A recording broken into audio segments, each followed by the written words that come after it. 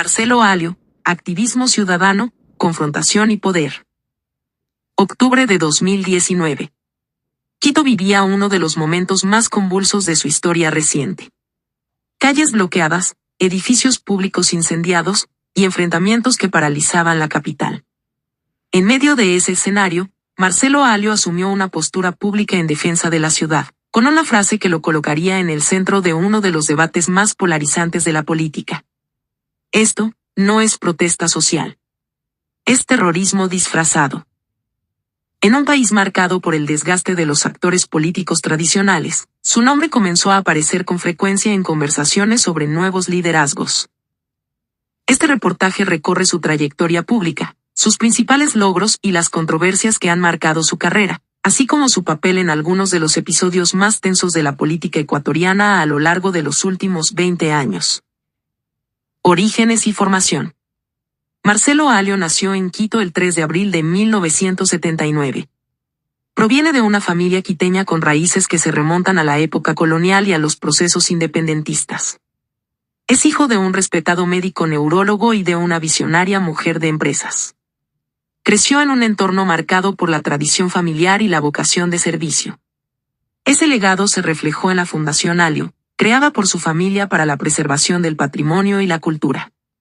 Estudió en el emblemático Colegio Benalcázar y la Facultad de Derecho de la Universidad SEC, donde fue vicepresidente de la Federación de Estudiantes, y cofundador de los consultorios jurídicos gratuitos, una de las primeras redes de asesoría y patrocinio para personas de escasos recursos.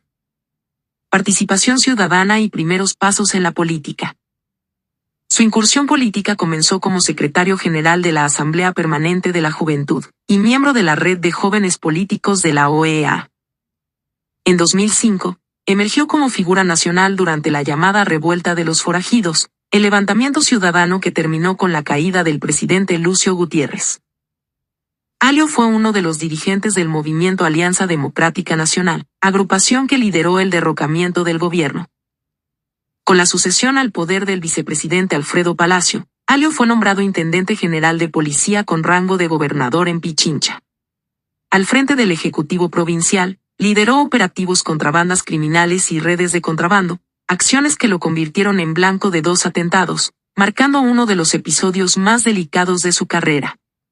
Posteriormente, se postuló para consejero del Consejo de Participación Ciudadana y Control Social, el entonces naciente quinto poder del Estado, obteniendo la segunda puntuación más alta a nivel nacional, resultado que reflejó su preparación y el respaldo ciudadano a su perfil. Más adelante fue designado Director Nacional de Control y Transparencia de Gestión de la DIGERSIC, cargo desde el cual impulsó una cruzada nacional contra redes de corrupción enquistadas en instituciones públicas. Con ese perfil político, confrontacional pero con fuerte impronta ciudadana, lanzó su candidatura a concejal de Quito con el auspicio del Partido Avanza, la entonces segunda fuerza política del país, organización dentro de la cual asumió la Coordinación Nacional de Gobiernos Autónomos Descentralizados. Posteriormente, sería nombrado coordinador político de la Coalición Nacional de Organizaciones Sociales, un espacio ciudadano de articulación entre distintos sectores de la población y la Presidencia de la República. También fue vocero del Comité de Usuarios de la Superintendencia de Control del Poder de Mercado, desde donde promovió acciones orientadas a fortalecer la libre competencia y la protección de los consumidores. 2019, el punto de inflexión. El año 2019 marcaría un antes y un después en la carrera política de Marcelo Alio. Ese año se postuló como candidato a prefecto de Pichincha por el movimiento político del hermano del entonces presidente Lenín Moreno. Su campaña proponía convertir a la provincia en un referente productivo, con énfasis en seguridad, equidad y desarrollo económico, especialmente a través del turismo. Durante la campaña, Alio fue uno de los candidatos favoritos en medios.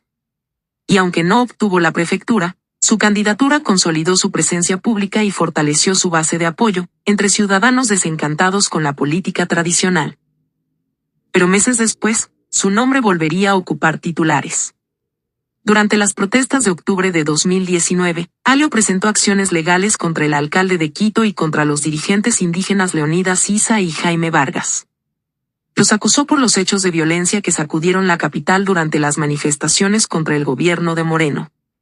El proceso tuvo apoyo de varios sectores ciudadanos y amplia cobertura mediática, pero también lo convirtió en objeto de amenazas de muerte y campañas de desprestigio digital. La situación lo obligó a reforzar su seguridad personal y la de sus hijos y a limitar temporalmente sus apariciones públicas, pero lejos de retroceder, Alio intensificó su discurso y fundó el movimiento político Quito Unido, una plataforma ciudadana con fuerte enfoque fiscalizador y de control político. En entrevista con Teleamazonas, reafirmó su postura. No me intimidarán quienes buscan el caos. Quito merece paz y orden. Sorprendentemente, meses después la Asamblea Nacional aprobó la amnistía para los dirigentes indígenas y otros actores vinculados a las protestas, archivando los procesos judiciales iniciados. Lo que según Alio, fue una muestra más de la impunidad institucionalizada en el legislativo. El pulso por el poder en Quito. En 2021, Marcelo Alio lideró el proceso de revocatoria contra el alcalde de Quito, Jorge Yunda. Y paralelamente, activó el mecanismo de remoción ante el Consejo Metropolitano.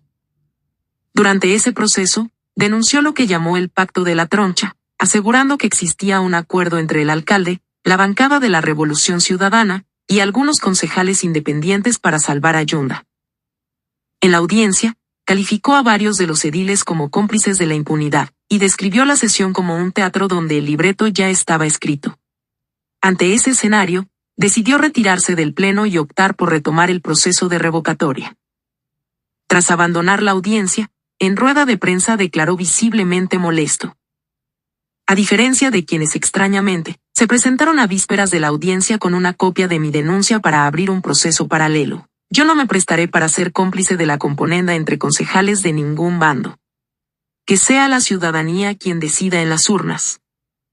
Según develó, se trataba de una treta dentro del Consejo para lograr la remoción de Yunda, pero sin que el movimiento Quito Unido interviniera en la designación de autoridades de la nueva administración municipal. Algo que a su juicio, evidenciaba los intereses de los concejales con hambres atrasadas para repartirse el municipio. Eso se evidenció en el contraste entre ambas audiencias. Mientras Alio tuvo un tono frontal y cuestionó directamente a los concejales, en la segunda audiencia, basada en una denuncia prácticamente idéntica, el tono cambió por completo. Las accionantes adoptaron una postura elogiosa hacia el consejo. Para Alio, eso no fue una estrategia, sino la confirmación de sus sospechas.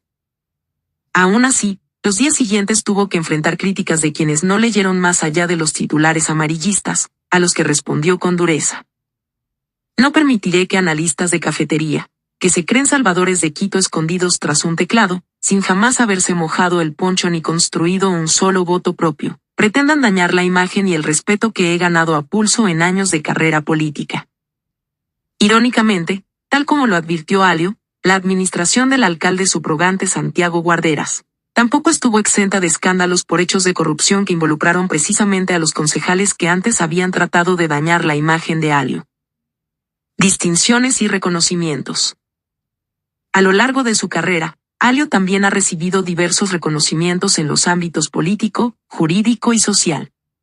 Entre ellos figuran su designación como delegado de Derechos Humanos para Ecuador, así como un doctorado honoris causa en Ciencias Políticas. En el plano internacional también fue distinguido con el reconocimiento Verdad y Justicia, otorgado por el Instituto de Prevención del Delito e Investigación Penitenciaria de la Ciudad de México, y con el Premio Internacional de Liderazgo concedido por la Fundación Hoy. Su actividad privada.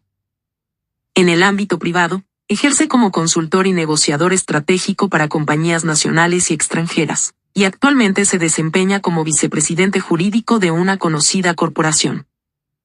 Un actor incómodo para los partidos políticos. Para Alio, la crisis política del país tiene raíces estructurales en el propio sistema electoral. Sostiene que el voto obligatorio otorga el mismo poder a ciudadanos informados, que aquellos que acuden a las urnas únicamente por el certificado de votación, sin conocer propuestas, perfiles ni implicaciones de sus decisiones. En su criterio, en un contexto donde un amplio sector de la población vota por obligación y con escaso criterio político, el resultado favorece campañas basadas en la popularidad, el entretenimiento o los discursos fáciles, antes que en la preparación técnica o la capacidad de gobierno.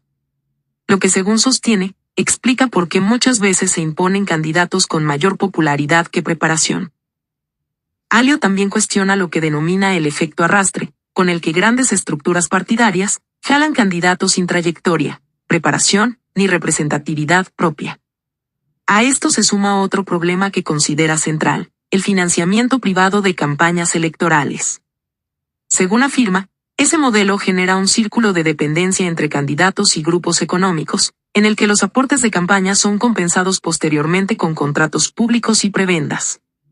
Frente a esa realidad, Alio plantea una reforma profunda del sistema político. Entre sus propuestas están el voto facultativo, el registro previo de electores y la prohibición del financiamiento privado de campañas. A su juicio, estas medidas permitirían reducir la influencia de intereses económicos en la política y elevar la calidad de la representación democrática. Proyección política. Marcelo Alio ha construido una imagen política marcada por la confrontación abierta con distintas estructuras de poder. Para unos, representa una voz que confronta la impunidad. Para otros, un actor temperamental que arremete sin medida y tensiona el debate público. En cualquier caso, su nombre suena en conversaciones sobre posibles candidaturas. Si ese capital político terminará convirtiéndose o no en una candidatura capaz de irrumpir en la escena nacional, aún no se sabe. Pero en un país donde los outsiders han protagonizado más de una sorpresa electoral, su nombre ya forma parte del tablero político. Por María Paz Freire, para Retratos del Poder, 2024.